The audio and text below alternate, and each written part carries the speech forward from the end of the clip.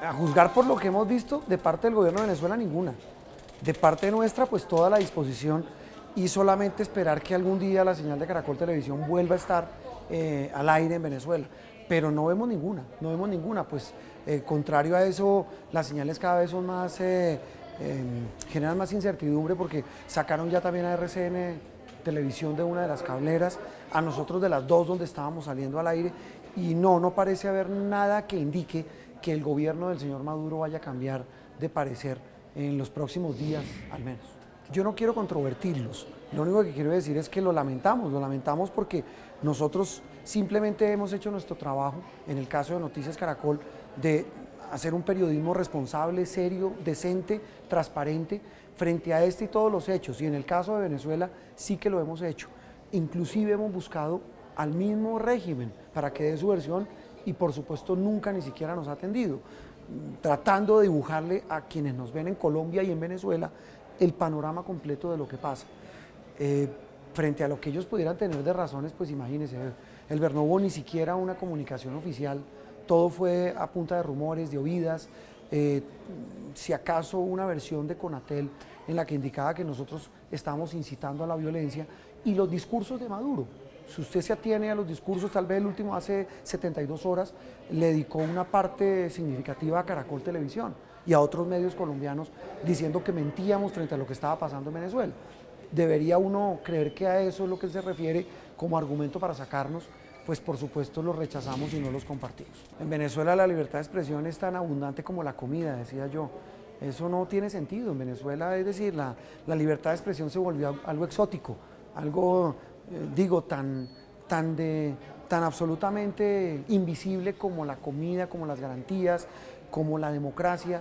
Entonces, pues a mí realmente no me extraña y lo que me temo es que con el paso de los días eso se va a agudizar y eso lo que va a hacer es dejar a una sociedad absolutamente sin ningún tipo de canal para informarse y sin ningún canal para expresarse, porque además entiendo, me explicaban anoche algunos colegas venezolanos que también van a tomar duras restricciones con las señales de internet, porque claro, uno trata de poner su señal en la web y el gobierno de Venezuela, como me imagino hace Corea del Norte y otros regímenes de esa especie, pues lo que hacen es tratar de controlar absolutamente todos los sistemas de comunicación. Usted va a Venezuela y el internet es muy malo. Claro que el venezolano es recursivo, claro, incluso nos decía mucha gente que para ver el noticiero, que para ver el desafío, que para ver, por ejemplo, los partidos de Colombia, pues tratan de buscar por internet. Pero pues esa es una solución bastante precaria frente a los obstáculos que pone el régimen de Maduro. Nunca. Es que ni siquiera en Cuba.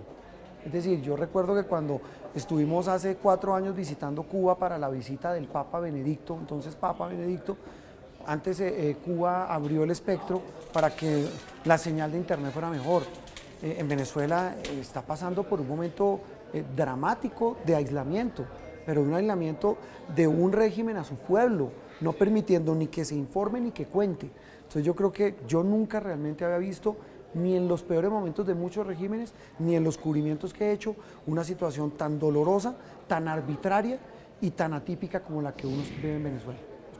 Uy, muy difícil porque es que uno como periodista o los colegas de Venezuela como periodistas pueden tener toda la disposición, toda la ética, toda la, digamos, toda la moral para contar las cosas, pero si no tienen dónde, es que cuando usted no tiene por dónde salir y por dónde contar, y más encima si usted lo va a hacer lo persiguen, porque es lo que le está pasando a la gente en Venezuela que intenta buscar hacer periodismo, es muy difícil.